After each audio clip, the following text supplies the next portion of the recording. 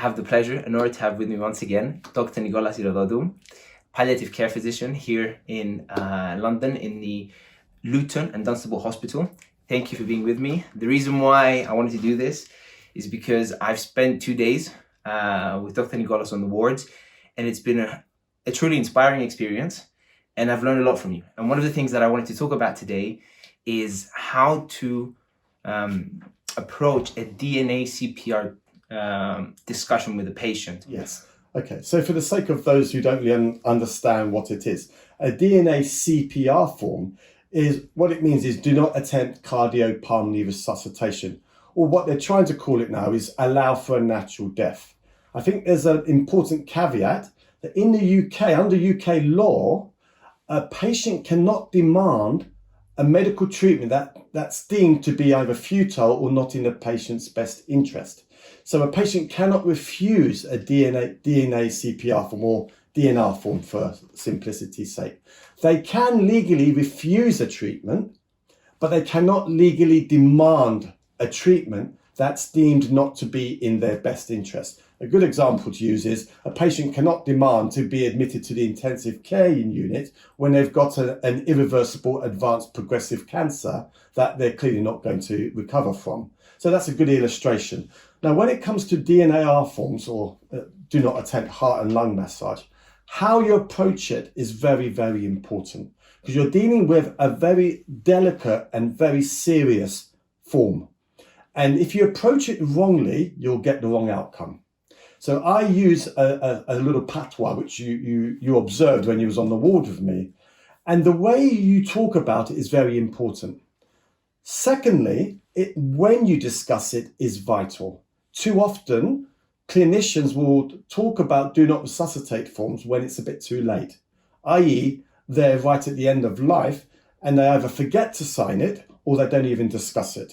So it's important that if you have a patient whom you deem is really not going to survive heart and lung massage or resuscitation, it's very important ethically to discuss it with the patient. And how I approach it is I'm going to use a sort of illustration as if you were my patient. So the best way to do it is imagine you're my patient and I'm going to come tell you about the do not resuscitate form.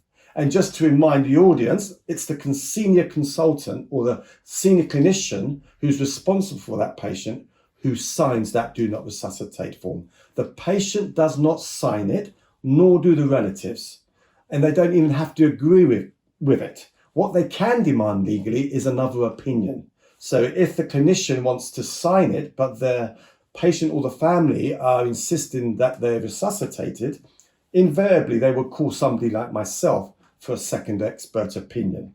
So they can request that if they're really unhappy.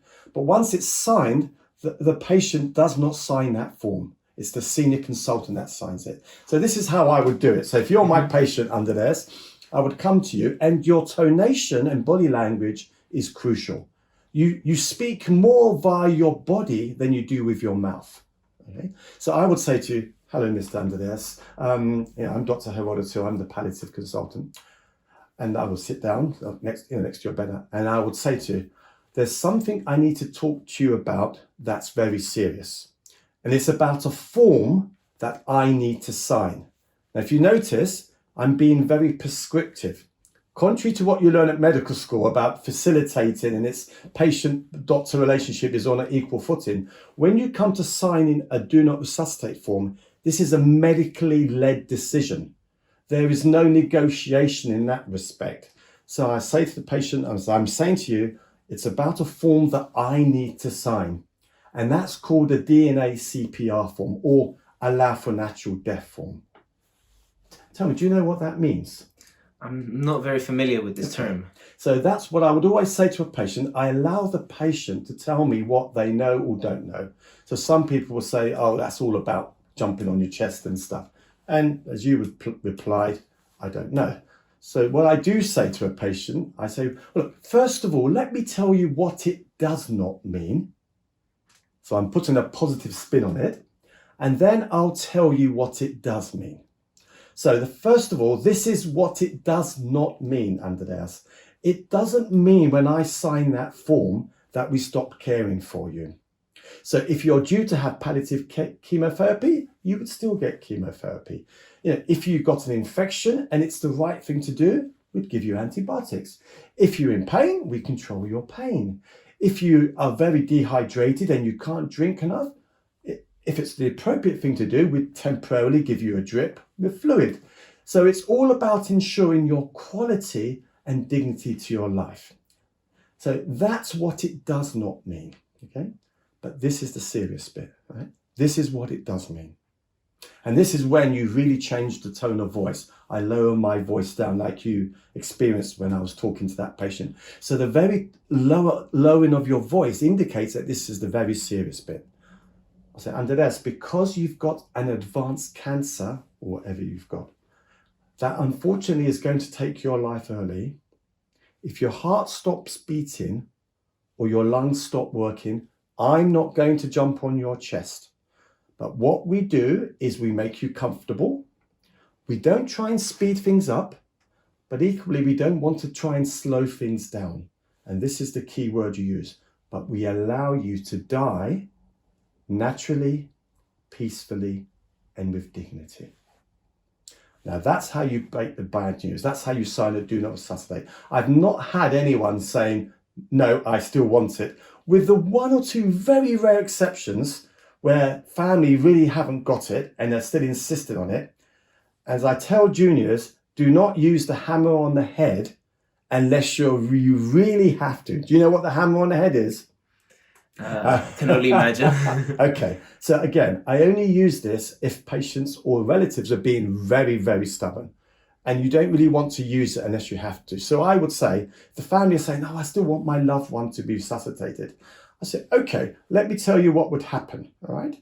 If we jumped on your chest because your heart stopped beating or your lungs stopped working, they're highly likely, number one, to break your ribs. Number two, as they do that, you're likely to have probably a massive bleed in your brain, which means you'll end up paralyzed. Is that how you want to die? I've not had one patient say, yes, please, doctor, that's how I want to die. That's why it's so important they're signed appropriately at the right time, because legally, everyone is for resuscitation. Unless the clinician deems this patient to be so ill, it's inappropriate to resuscitate them. So I think the junior doctors are the best people to have those discussions because you see your patients the most. And if you've had that discussion, believe me, your consultant will be more than happy just to sign on a dotted line. So I'm encouraging the junior doctors to have those conversations. Yeah. So that's how you talk about do not resuscitate. I've actually seen this in practice, real life. And I have to say that it seemed much more easier, more fluid and more natural than it actually was described in medical school and how we were taught to do it. Yeah. Because the hammer on the head expression that you used, we were taught to do it at the beginning, and it makes it an even harder process. So that's why I wanted to do this, and thank you. My pleasure. Now I want to move to the second part, which is your take on breaking bad news.